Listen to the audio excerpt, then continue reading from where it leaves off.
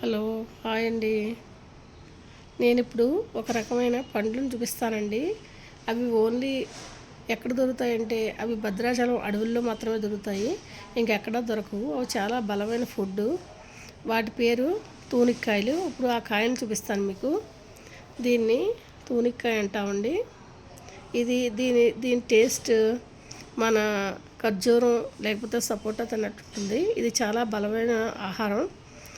దీంట్లో iron, calcium ఎక్కువగా ఉంటాయి. ఈ తూనిక్కాయలు ఓన్లీ ఆ ప్రదేశంలో భద్రాచలం అడవుల్లో మాత్రమే దొరుకుతాయి.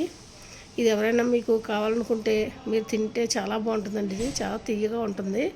అలాగే దీన్ని ఓపెన్ చేసి చూపిస్తాను. ఓపెన్ చేస్తే ఇది కాయ చూడండి. ఓపెన్ చేస్తే ఇలా ఉంటుంది. ఇవి తింటే మాత్రం చాలా చాలా బాగుందండి. చాలా తీయగా ఉంటాయండి ఇవి.